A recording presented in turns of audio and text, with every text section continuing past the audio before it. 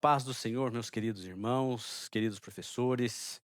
É uma alegria poder estar aqui para hoje tratarmos dessa importante lição da Escola Bíblica Dominical. Nesse trimestre estamos falando sobre a Trindade, um só Deus manifestado em três pessoas eternas. E hoje nós vamos tratar especificamente da lição número 5, que no dia 1º de fevereiro de 2026, cujo título é O Deus Filho. O meu nome é Uziel Nunes de Oliveira, professor da Escola Bíblica Dominical aqui do Templo Central. E essa é uma pré-aula da Igreja Evangélica Assembleia de Deus de Joinville, presidida pelo pastor Sérgio Melchior, e que tem como coordenador geral da Escola Dominical o pastor Eliseu Melchior. Então vamos à nossa lição então do número 5, o Deus Filho. Nosso texto áureo está em Mateus 17, versículo 5, a parte B do versículo, que diz assim: Este é o meu filho amado, em quem me comprazo. Escutai-o. A verdade prática. Jesus Cristo, o Deus Filho, é a revelação plena do Pai, centro da revelação divina e o único mediador entre Deus e os homens. É sobre esse importante tema que nós vamos comentar, fazer alguns comentários a respeito dessa lição. Nós vimos na aula passada, na lição número 4, a respeito da paternidade divina. O Deus, o Pai, aquele que enviou o seu Filho e que também é o nosso Pai.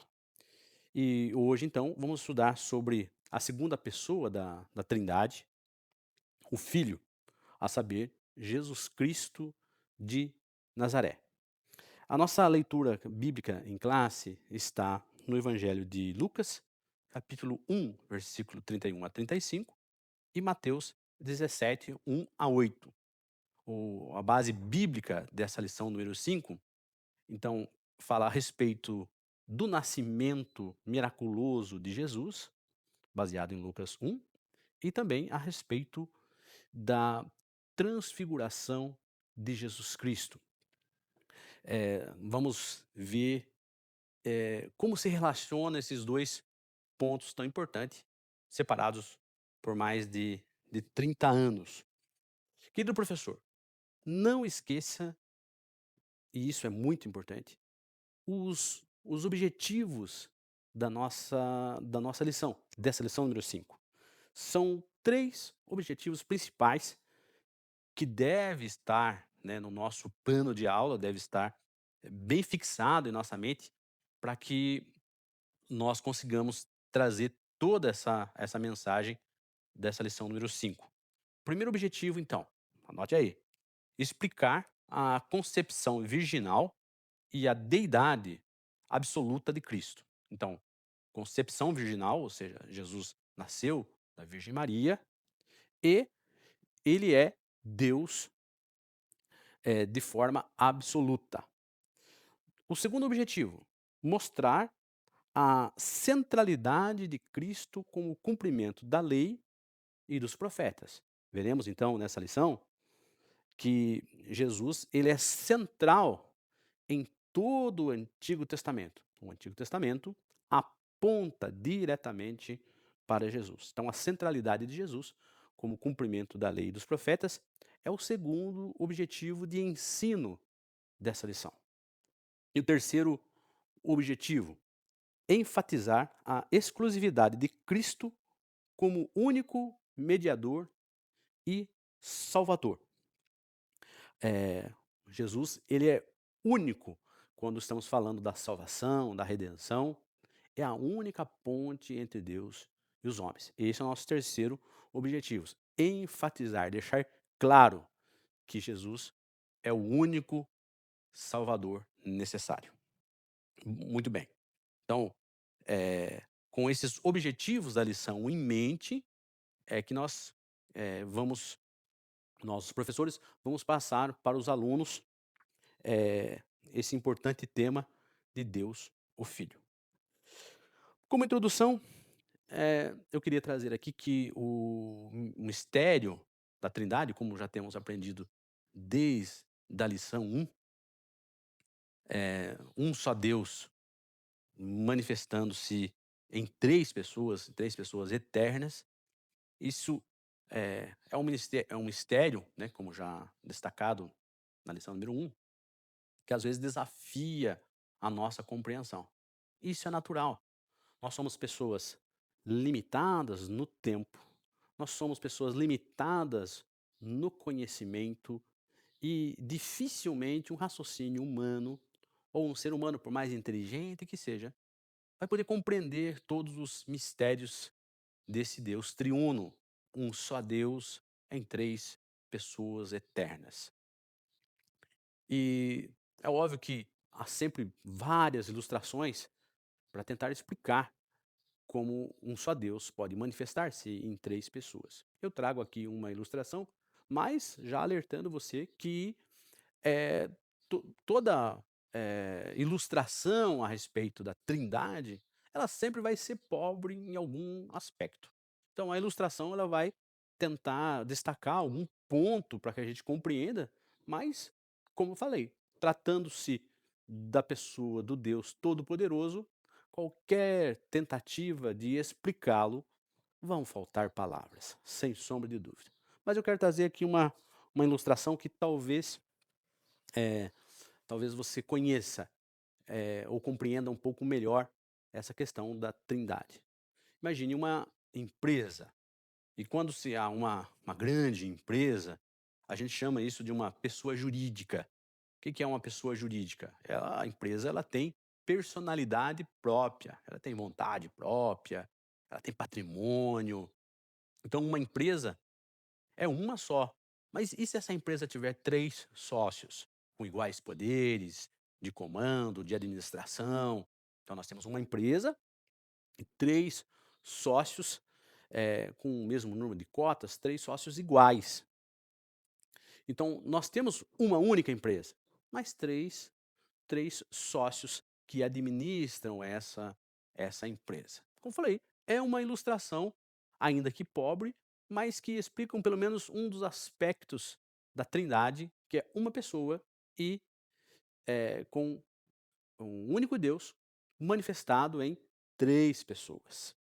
O Então essa ilustração da empresa pode nos ajudar um pouquinho. Existem outras, obviamente, mas, realmente é um mistério e há 2000 anos, a cristandade se debruça sobre esse mistério. E, aonde vamos encontrar, as melhores respostas para entendermos o que é a Trindade? Não é nas ilustrações, não é no raciocínio humano. O melhor lugar para compreender o melhor a respeito desse Deus único que se manifesta em três pessoas é a Bíblia Sagrada, porque é ali que Deus se revela. É na palavra, é no texto, na Bíblia, que esse Deus triuno se revela e é ali que vamos compreender um pouco mais, não tudo, obviamente, só aquilo que Deus quis revelar de si próprio, mas compreender um pouco mais esse mistério da Trindade. Então, por isso que é importante, professor, não só nessa lição, mas durante todo esse trimestre, nós darmos uma atenção muito especial para a Bíblia, ler o texto para a classe, ler os textos bíblicos para a classe, meditar a respeito, a respeito deles. Muito bem. A nossa lição é dividida em três tópicos. O primeiro tópico é a divindade do Filho. O segundo tópico é a centralidade do Deus Filho. E o terceiro tópico, a missão redentora do Filho. Vamos para o primeiro tópico, que fala a respeito da divindade do Filho. Esse primeiro tópico está dividido em três subtópicos. O primeiro, a concepção virginal de Jesus. O segundo, a deidade absoluta do Filho. E o terceiro subtópico, os atributos divinos de Jesus. Vamos ver cada um deles com a merecida calma.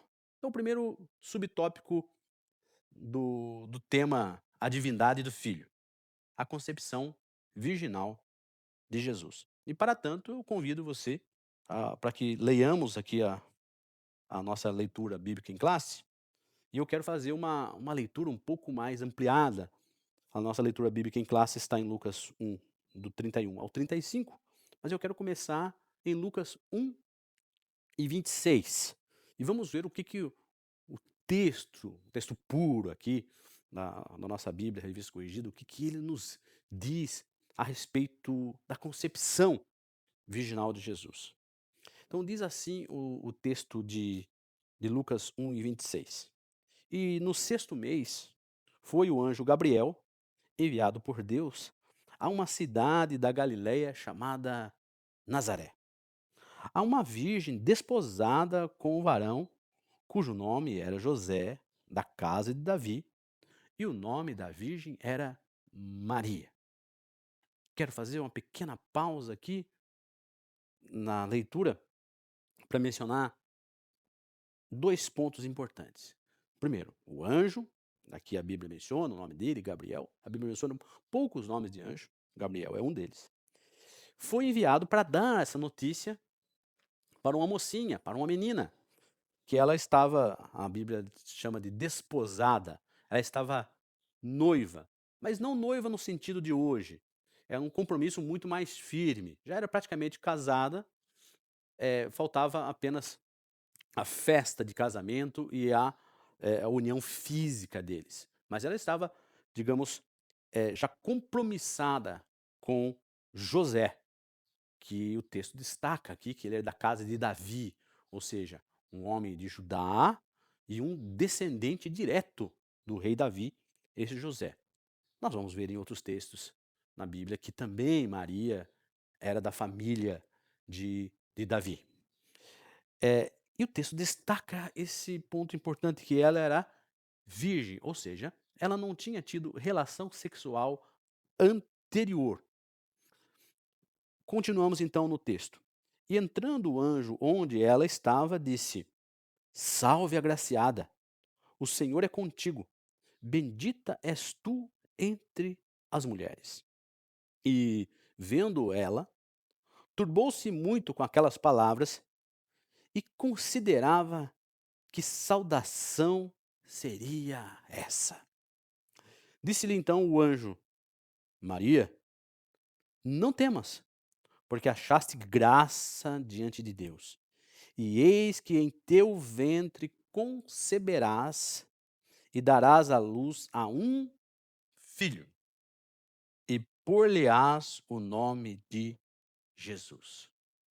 Maria foi surpreendida com uma saudação totalmente diferente, uma saudação trazida pelo anjo, dizendo que ela era agraciada, ou seja, cheia de graça, e que Deus estava com ela, e que ela era bendita entre todas as outras mulheres, ou seja, que ela eh, tinha alcançado um favor de Deus. E ela, diz o texto, que ela turbou-se, ela preocupou-se com aquilo, mas o anjo explicou então o porquê que ela era agraciada, bendita, porque o ventre dela conceberia e ela teria um menino, e o anjo trouxe a ela o nome Jesus, que significa Jeová salva. Só que, como já vimos no texto, ela era virgem e há uma promessa de um filho. Ainda não tinha se casado plenamente, né? Estava contratada, mas não estava casada plenamente. E o anjo continua: Este, falando a respeito de Jesus, esse será grande e será chamado Filho do Altíssimo. E o Senhor Deus lhe dará o trono de Davi, seu pai, e reinará eternamente na casa de Jacó, e o seu reino não terá fim. Veja que promessa que foi feita para Maria.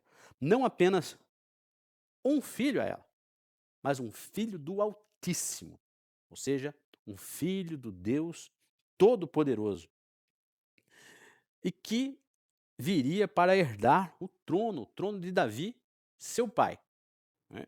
O pai deste Jesus que ia nascer. Veja que aqui nós estamos, é importante que relembrarmos, como vimos na aula passada, a respeito da paternidade Davi também era filho de Davi, mas não significava que ele foi gerado por Davi. Aqui, filiação significa da mesma categoria, significa com os mesmos atributos. E um trono, e não seria um filho comum, porque, apesar de ser não só filho do Altíssimo, mas ele um reino eterno. Ora, sabemos que todos os homens que nascem, eles, os homens que nasciam, tinham um prazo de vida. A vida não havia eternidade. Mas este Jesus é prometido um reino eterno. Muitos reis, desde Davi, o próprio Davi, acabou morrendo e passou o reino para Salomão, que acabou morrendo, passou o reino para Roboão, e assim por diante. Os reis nasciam e morriam.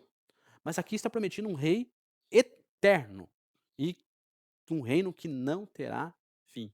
Então, já percebemos que há um diferencial aqui nesse filho de Maria. E Mas Maria tinha uma dúvida no seu coração e disse Maria ao anjo: Como se fará isso, visto que não conheço o varão? Essa expressão não conheço o varão significa eu não tive relação sexual ainda. E respondeu o anjo e disse: Descerá sobre ti o Espírito Santo, e a virtude do Altíssimo te cobrirá com a sua sombra, pelo que também o santo que de ti há de nascer será chamado Filho de Deus. O anjo continua: E eis que também Isabel, tua prima, concebeu um filho em sua velhice, e este é o sexto mês para aquela que era chamado estéril.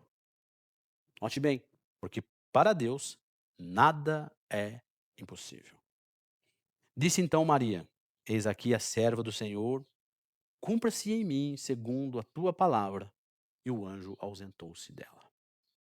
Perceba que o anjo, ao falar sobre aquela impossibilidade que Maria trazia, ele destacou dois pontos. O primeiro é que esse nascimento seria miraculoso. Não envolveria uma relação dela com José. Envolveria, sim, uma descida do Espírito Santo, a virtude do Altíssimo cobrindo ela com a sua sombra. Por quê? Porque o menino Jesus, chamado Santo, ele nasceu de maneira miraculosa por virtude e poder do Espírito Santo no ventre de Maria, sendo ele chamado Filho de Deus. Aqui nós temos então alguns pontos importantíssimos para destacar, que Jesus, ele nasceu de, de uma mulher, mas para receber a identidade humana, mas ele também foi concebido pelo Espírito Santo no ventre de Maria, de maneira que nós estamos tratando de uma concepção miraculosa, de uma intervenção de Deus na história. Nós não podemos esquecer também que, como já vimos, que o Filho não iniciou aqui. O Filho sempre esteve com o Pai de eternidade em eternidade. Nunca houve um tempo ou um momento em que o Filho não existisse junto com o Pai e junto com o Espírito Santo. O que nós temos aqui na concepção de Maria é o Filho, a segunda pessoa eterna da Trindade, entrando na história humana pelo ventre de Maria. Ele, para identificar-se conosco, veremos mais adiante qual que é a função dessa identificação, mas para identificar-se como ser humano, ele veio no ventre de Maria, mas chamado santo, porque diferente de todos os outros homens que nasceram depois de Adão, Jesus nasceu sem pecado, com uma natureza perfeita. Então, o Filho eterno de Deus entrando na história. Esse é o primeiro ponto da resposta que o anjo deu para Maria. Vai ser uma concepção miraculosa pelo Espírito Santo. O outro ponto é que para Deus nada é impossível. E o anjo cita, inclusive, o exemplo de Isabel, a prima de Maria, que era estéril a vida toda estava na sua velhice, mas, como outros exemplos do Antigo Testamento, concebeu em sua velhice, estava grávida do sexto mês e grávida do personagem que conhecemos bem, chamado João Batista. Maria aceitou a sua incumbência de carregar no seu ventre por 9 meses o Salvador do mundo. Parece simples, né? Quando olhamos o texto, mas se coloque no lugar de Maria, uma moça separada para casar-se com José, com um casamento já arranjado pelas famílias, tudo pronto, data marcada para o casamento estava próximo, e de repente ela acha-se grávida pelo Espírito Santo. Como explicar isso para José, para os vizinhos, para a família? E é importante quando, nesse caso, nós lermos o texto paralelo a respeito que o outro evangelista Mateus, e somente Lucas e Mateus fala a respeito do nascimento. Mateus, no capítulo 1º, versículo 18, ele fala, ele nos traz a respeito do nascimento da visão de José. Perceba, Mateus 1,18 diz assim: Ora, o nascimento de Jesus Cristo foi assim. Estando Maria, sua mãe, desposada com José, antes de se ajuntarem, achou-se ter concebido do Espírito Santo. Aqui o texto destacando. Então José, seu marido, como era um homem justo e a não queria infamar, intentou deixá-la secretamente. José descobriu que ela estava grávida. Não sei de que forma, não sei se pelas características de mulher que fica grávida, talvez um enjoo, ou a barriga começou a crescer. O fato é que José descobriu,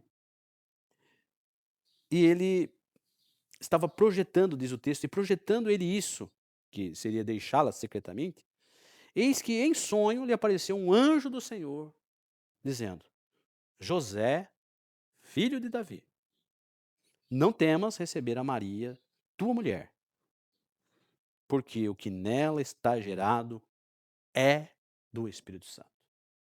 Então, o anjo apareceu em sonho e disse mais: E ela dará à luz um filho, e lhe exporá o nome Jesus, porque ele salvará o seu povo dos seus pecados. Perceba que José não estava sabendo ainda. Ele descobriu que ela estava grávida. E um anjo apareceu a José em sonho. A Bíblia não diz se é o mesmo anjo, se é Gabriel, provavelmente sim, mas apareceu ele em sonho, dizendo o mesmo que Gabriel havia dito para Maria. Não, há uma concepção do Espírito Santo, há um milagre aqui envolvido. E não temas recebê-la, Maria, tua mulher. E tanto para Maria quanto para José, o anjo diz o nome que o menino ia receber: Jesus. E que nome glorioso. Mateus continua. Tudo isso aconteceu para que se cumprisse o que foi dito da parte do Senhor pelo profeta, que diz, Isaías 7,14: Eis que a virgem conceberá e dará à luz um filho, e ele será chamado pelo nome de Emanuel. Emanuel traduzido é Deus conosco. E José, despertando do sonho, fez conforme o anjo do Senhor lhe ordenara e recebeu a sua mulher. E não a conheceu, ou seja, não teve relação com ela, até que deu à luz a seu filho primogênito e pôs-lhe o nome de Jesus. Então José, avisado por sonho daquele nascimento miraculoso, recebeu a sua mulher. E esse ato de receber a sua mulher grávida do Espírito Santo, isso importa que José estava adotando Jesus como seu filho. José, como descendente de Davi, como herdeiro do trono, agora adota o Filho de Deus como seu filho de forma que Jesus, ele é herdeiro do trono pela linhagem de José e também da família de Davi pela linhagem de Maria.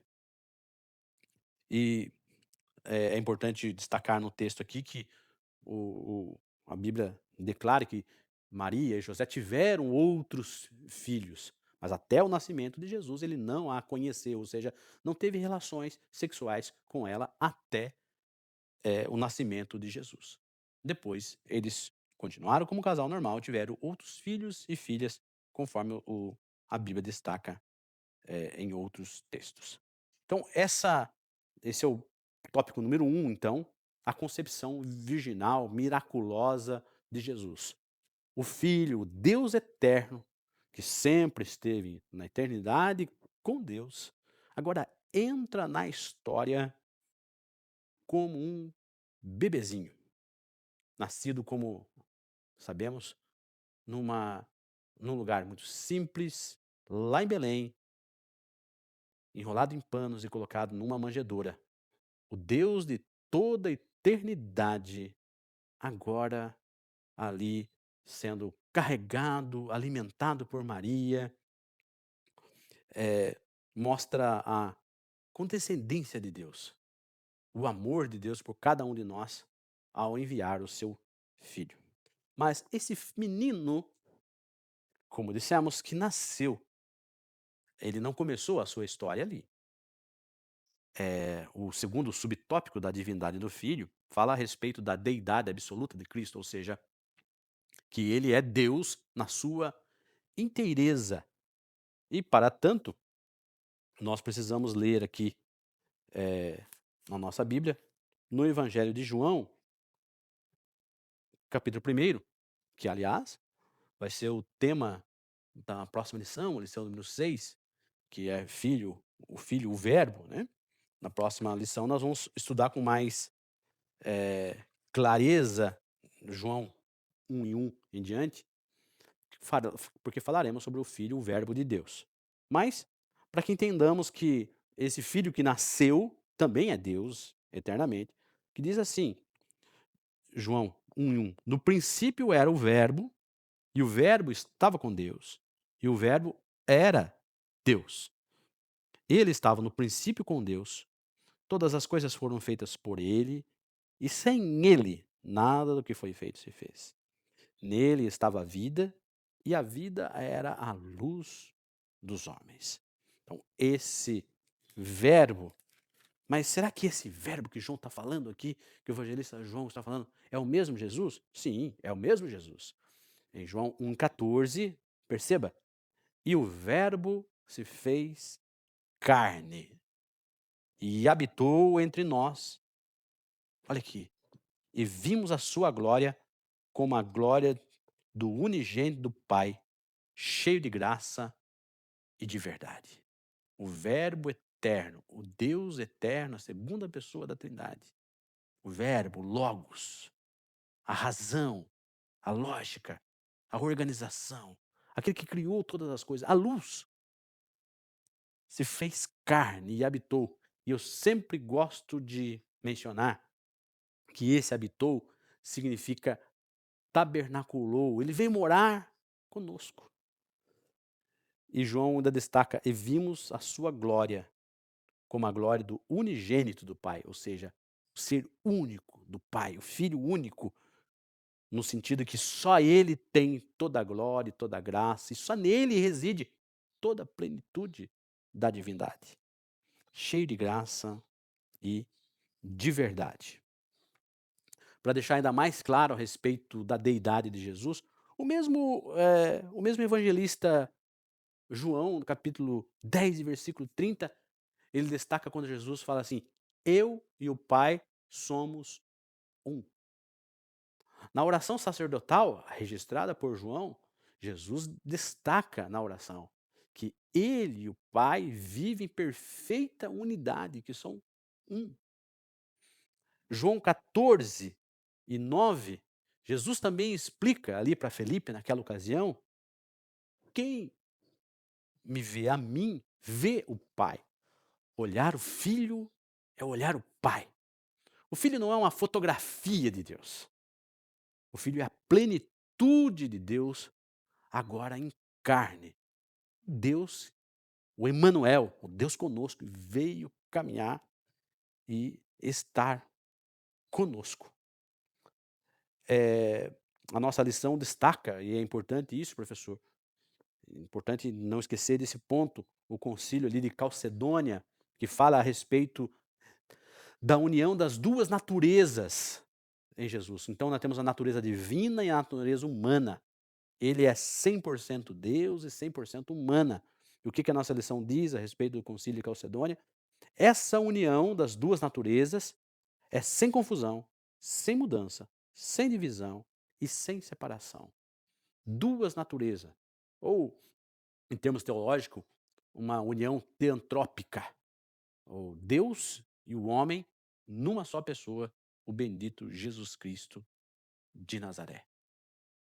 E para encerrar esse subtópico da deidade de Jesus, nada melhor do que um texto que me é muito caro, eu tenho certeza que todo professor da escola dominical também gosta demais desse texto, que quando Paulo escreve aos Filipenses.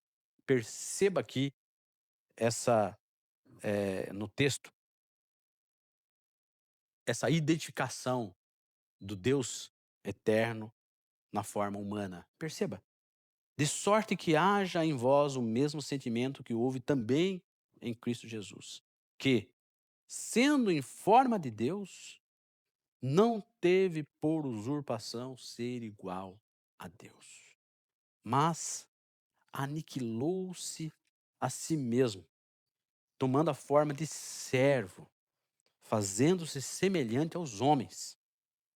E achado na forma de homem, humilhou-se a si mesmo, sendo obediente até a morte e morte de cruz. Ele que estava em perfeita união na glória com o Pai, ele deixou a sua glória e veio como ser humano, humilhou-se, foi obediente até a morte e morte de cruz.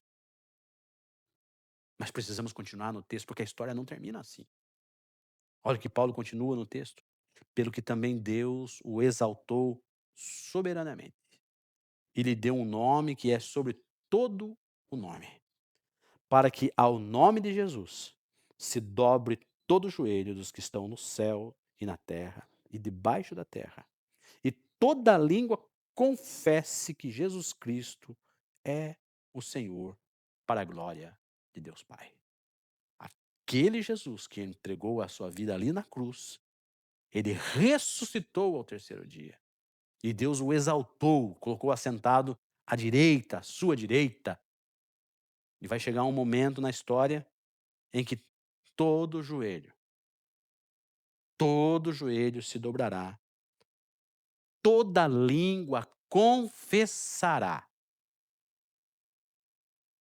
que Ele é Senhor, que Jesus Cristo é o Senhor, para a glória de Deus Pai. Por isso é importante nós convidarmos os nossos alunos para desde já reconhecer esse Jesus Cristo como Senhor. Desde já ajoelhar-se e confessar esse Jesus. Porque naquele dia, no dia do julgamento, muitos vão se dobrar e vão confessar, mas para sua vergonha eterna, vão reconhecer a Jesus como Senhor, mas não haverá mais salvação, porque não o reconheceram aqui e agora. Hoje é o tempo oportuno de reconhecer Jesus Cristo, de confessar Jesus Cristo, para que naquele dia nós estejamos com Ele na glória dele. Então, esse foi o segundo subtópico. Vamos correr aqui, passar então para o terceiro subtópico. Estamos falando ainda a respeito do primeiro tópico, a divindade do Filho. E o terceiro subtópico é os atributos divinos de Jesus. E aqui nós vamos precisar correr um pouquinho mais. A nossa lição destaca alguns atributos, há outros, né? Mas alguns atributos que tem o Deus eterno, o Deus único, que também está, eh, em Jesus. E o primeiro atributo que a lição traz aqui é a eternidade de Jesus. E aqui eu não posso deixar de ler esse texto glorioso que nos faz um fecho, ou explica bastante daquilo que já estávamos falando, a respeito da eternidade, que é o texto na profecia de Isaías. Perceba, uma profecia trazida 700 anos antes de Jesus nascer. O mesmo Isaías que profetizou que a virgem conceberia. Esse Isaías, agora no capítulo 9, versículo 6, diz assim, mas perceba que texto glorioso. Porque um menino nos nasceu, um filho se nos deu. Perceba que não é só um menino que nasce, é um filho que é dado. E o principado está sobre os seus ombros. O principado está sobre os seus ombros. E o seu nome será Maravilhoso Conselheiro, Deus Forte, Pai da Eternidade e Príncipe da Paz. A eternidade de Cristo. Veja aquele menino, aquela criancinha ali na manjedoura em Belém. Não tinha apenas o nome de Jesus, o nome de batismo dele, mas ele carregava esse, não só esse, mas tantos outros nomes, porque o nome era uma forma de explicar as qualidades, os atributos que ele tem. Mas veja só, será que você consegue ver que aquele bebezinho tinha esses 4 nomes? Maravilhoso Conselheiro. Ele nem sabia falar ainda, mas era maravilhoso conselheiro. Aquela criança frágil era um Deus forte. Aquele menino recém-nascido, pai da eternidade. E aquela criança pobre era um príncipe da paz. A eternidade sobre os seus ombros. Outro atributo que a lição destaca é que Jesus ele é imutável, ou a imutabilidade. São vários textos que poderíamos trazer, mas rapidamente eu quero destacar aqui Hebreus, muito conhecido, Hebreus 13:11. Eu lembro que o meu pai gostava muito de citar a cada pouco esse texto de Hebreus 13:8. Jesus Cristo é o mesmo ontem e hoje e eternamente. Ele não muda. Ele não mudou e não mudará. É o mesmo Jesus. Outro ponto de destaque, outro atributo é a onipresença, ou seja, eh, a ca a capacidade divina, o atributo divino de estar em todos os lugares. Nós vamos ter, Mateus 18:20, e como reforço, é sempre bom, professor, cuidarmos de lermos o texto para a classe, porque é a palavra que dá testemunho a respeito de Jesus. Mateus 18:20 diz assim: porque onde estiverem 2 ou 3 reunidos em meu nome, aí estou no meio deles.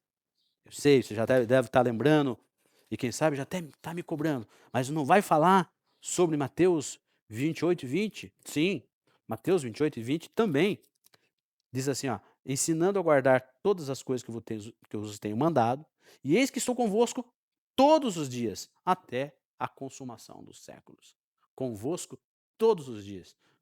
Onde tiver 2 ou 3, onde estiver um, ele está conosco, porque ele é onipresente. E ele também é onisciente, aonde que eu encontro a prova bíblica, que é a Bíblia tra que Jesus é onisciente. Vamos destacar aqui somente um texto. Tem várias passagens na Bíblia que fala que Jesus sabia o que havia no coração, que Jesus conhecia as pessoas, sabia o que estavam discutindo. Mas em João 21:17, Pedro, ele fala assim, Senhor, tu sabes tudo, tu sabes tudo. Ele sabe todas as coisas. Ele é onisciente. E não só onisciente, mas ele também é onipotente. E precisamos voltar lá para o texto glorioso, tão caro, né, ao discipulado de Mateus 28, e agora no versículo 18, que diz: E chegando-se Jesus, falou-lhes, dizendo: É-me dado todo o poder no céu e na terra. Onipotente, todo o poder no céu e na terra. Portanto, ide, ensinai todas as nações, batizando-os em nome do Pai, do Filho e do Espírito Santo, ensinando-as a guardar todas as coisas que eu vos tenho mandado. E eis que estou convosco todos os dias até a consumação do século. Ainda para deixar ainda mais claro a respeito da onipotência. Apocalipse, Apocalipse 1:8. Veja que texto glorioso. Jesus dizendo: Eu sou o alfa e o ômega, o princípio e o fim, diz o Senhor, que é, e que era, e que há de vir, o Todo-Poderoso. Então, esses são os atributos divinos. E aqui terminamos o, o terceiro subtópico do primeiro tópico. O segundo tópico é a centralidade do Deus Filho. É Jesus sempre no centro. A Bíblia toda fala a respeito de Jesus. Não apenas Mateus, Marcos, Lucas e João, os 4 evangelhos, mas a Bíblia toda, de Gênesis a Apocalipse. Jesus é a figura central em todo o texto sagrado. A história de Deus contada na Bíblia tem como o assunto principal, alguns chamam de metanarrativa, mas o assunto principal de toda a Bíblia, a saber, Jesus Cristo, de Gênesis a Apocalipse. E esse segundo tópico a respeito da centralidade do Filho é dividido em 3 subtópicos: a glória sobrenatural de Jesus, o testemunho da lei e dos profetas e a aprovação divina do Pai. Primeiro, a glória sobrenatural de Jesus. Jesus, como vimos, nasceu como uma criança normal, cresceu e agora, como adulto, se apresenta a, a Israel. É batizado no Rio Jordão e vimos na primeira lição que o Espírito desce sobre ele. E ele agora tem muitos seguidores, muitos discípulos, e ele separou 12 apóstolos para estar com ele. Desses 12 apóstolos, sempre tinha 3, Pedro, João e Tiago, que o acompanhava mais próximo. E foi esses 3 que foram escolhidos para estar com ele no chamado Monte da Transfiguração. E aqui é importante lermos o texto, para deixar que o texto, é importante, professor, deixar que o texto fale, né, para a classe. Lucas 9:28 diz assim: E aconteceu que quase 8 dias depois dessas palavras, tomou consigo a Pedro, a João e a Tiago, e subiu ao monte a orar. E estando ele orando, transfigurou-se a aparência do seu rosto, e as suas vestes ficaram brancas e muito resplandecente. E eis que estavam falando com ele 2 varões, que eram Moisés e Elias, os quais apareceram com glória e falavam da sua morte, a qual havia de cumprir-se em Jerusalém. A nossa leitura bíblica em classe, que está em Mateus, fala também a respeito dessa transfiguração. Então, Mateus 17. 6 dias depois, tomou Jesus consigo a Pedro e a Tiago e João, seu irmão, e os conduziu em particular a um monte. E transfigurou-se diante deles. O seu rosto resplandeceu como o sol, e as suas vestes tornaram-se branca como a luz. E eis que lhe apareceram Moisés e Elias falando com ele. Então, está aqui num monte. Lá em Lucas, percebemos que eles subiram nesse monte com um objetivo específico de orar. Jesus sempre saía para orar em particular. E estamos aqui agora com essa oração.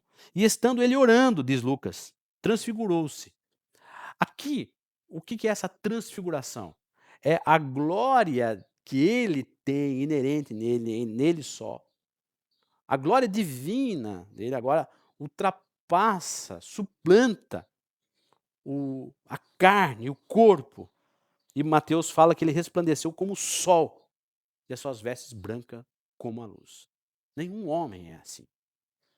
Somente Jesus tem essa glória resplandecente da divindade dentro de si. A transfiguração, então, esse ato reservado para Pedro, Tiago e João, ali no monte, para mostrar para eles pelo menos um vislumbre da glória de Cristo.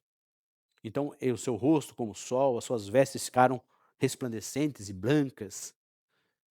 O Marcos chega a mencionar que elas ficaram tão brancas que ninguém conseguiria lavar tão branco. E mostrando para eles a glória dele. E nós percebemos que essa aqui em Lucas tem uma explicação de que ao manifestar essa glória, apareceram para eles, para Moisés e Elias, que é o outro tópico aqui, o subtópico, que é o testemunho da lei e dos profetas. Percebam, e a nossa lição deixa claro, e é importante destacarmos isso, que aqui nós não estamos falando de contato com os mortos, que Jesus estava em contato com os mortos. Não, aqui Jesus primeiro ele resplandece. Primeiro ele se transfigura, ou seja, é a divindade. Porque para Deus, tanto Moisés quanto Elias sempre estiveram vivos. Aliás, Elias foi levado vivo para o céu. Vocês conhecem bem a história. Então, não é um ser humano em contato com os mortos. Não, a divindade conversando com Moisés e com Elias. Perceba que nem Pedro, nem Tiago e João se dirigem a Moisés e Elias. Apenas Jesus, que é Deus, estava conversando com dois dos seus servos. E eu acho lindo quando Lucas destaca qual era o assunto. O assunto era, eles estavam falando a respeito da morte de Jesus que havia de se cumprir em Jerusalém. Tanto Moisés quanto Elias, Moisés representando a lei, o Pentateuco, os 5 primeiros livros, e Elias representando os demais livros e todos os profetas. Então, todos eles ali, Moisés não estava falando do Pentateuco. Moisés não estava falando, quem sabe, para Jesus assim: olha, eu já tinha previsto a sua vinda. Moisés não estava falando: olha, aquilo que eu escrevi lá foi extremamente importante. Não. Elias não estava falando com Jesus a respeito do assunto que os profetas estavam tratando. Tanto Moisés quanto Elias estavam falando do tema central de toda a Bíblia. Qual seja, falavam da morte de Jesus que havia de se cumprir em Jerusalém. Porque foi para isso que Jesus veio. Jesus certa feita mencionou que ele veio para dar a vida em resgate de muitos. Ele veio para isso. E esse era o assunto principal que Moisés, representando a lei, e Elias, representando os profetas, estavam tratando ali, da morte de Jesus em Jerusalém. Uma morte para pagar o preço dos pecados de todos. E que convida a aceitar a Jesus Cristo como seu Salvador, a reconhecer que ele pagou o preço ali na cruz. Então, esse era o assunto.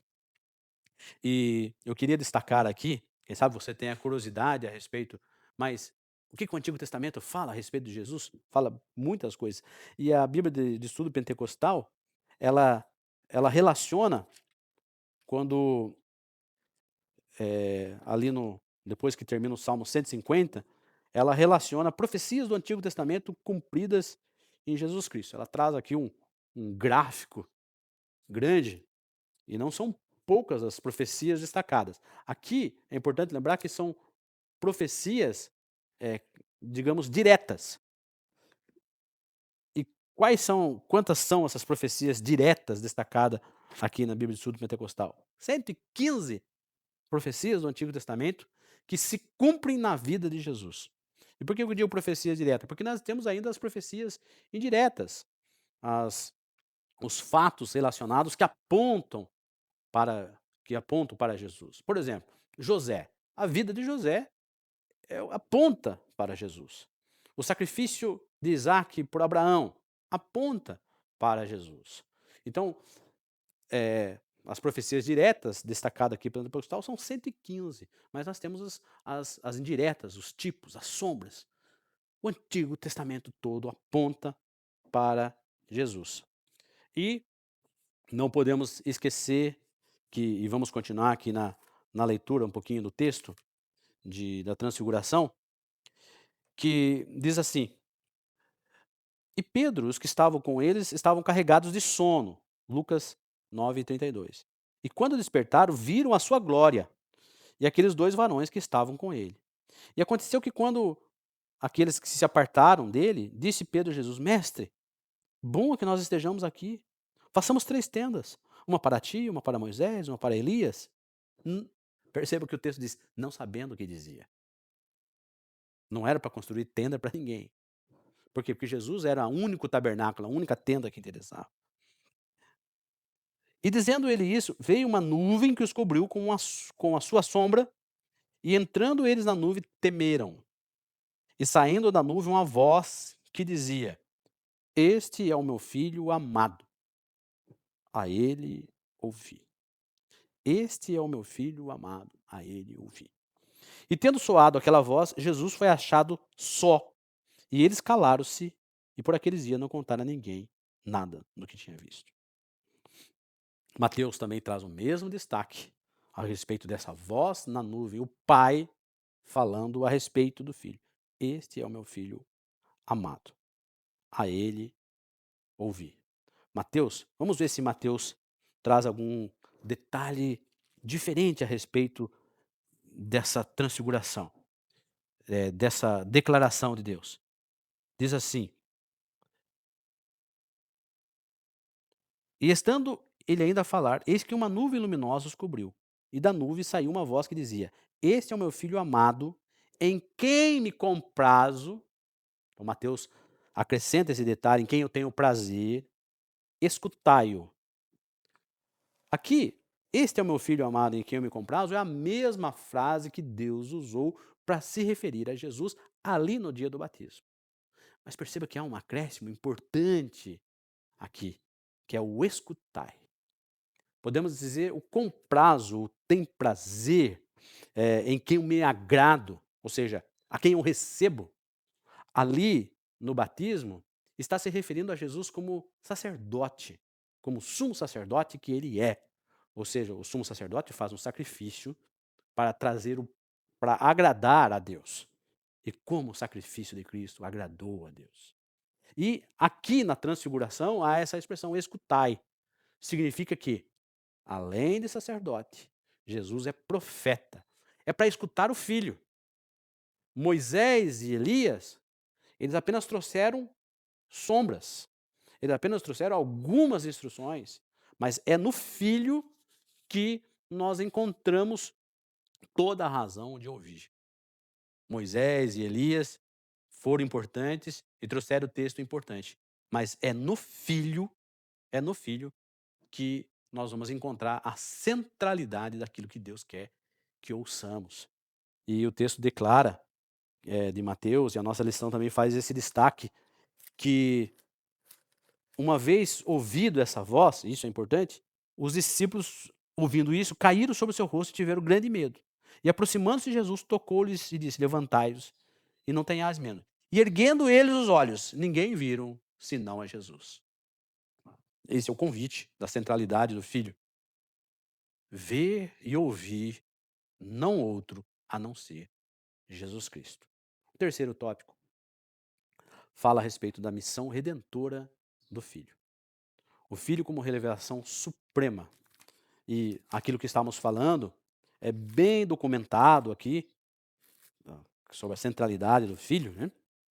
Num texto que me é muito caro, que é de Hebreus 1:1 em diante, que diz assim: ó, havendo Deus antigamente falado muitas vezes e de muitas maneiras aos pais, pelos profetas, a nós nos falou nesses últimos dias pelo Filho, a quem constituiu o herdeiro de tudo, por quem fez também o mundo, o qual, sendo o resplendor da sua glória e a expressa imagem da sua pessoa, e sustentando todas as coisas pela palavra do seu poder, havendo feito por si mesmo a purificação dos nossos pecados, assentou-se à destra da majestade nas alturas. Esse Jesus Cristo, e estamos no tópico 3, a missão redentora de Jesus, no subtópico, o Filho como revelação suprema. Antigamente, Moisés, os profetas, a Bíblia falou de várias maneiras, mas agora Deus tem falado pelo Filho, o herdeiro de tudo. O profeta prometido por Moisés. Moisés havia profetizado dizendo: Deus vai levantar um profeta no meio de vós. A ele vocês vão ouvir. Esse profeta é Jesus. Então, o tópico 3, a missão redentora de Jesus, é dividido em 3 subtópicos. O Filho como revelação suprema, que vimos agora, com base em Hebreus 1, de 1 a 4. O segundo subtópico, a exclusividade de Cristo na redenção. E para isso é importante lermos Atos 4:2. Olha o que Pedro fala em Atos 4:12. 4:12. Diz assim: E em nenhum outro há salvação, porque também debaixo do céu nenhum outro nome há, dado entre os homens, pelo qual devamos ser salvos. Não há nenhum outro nome.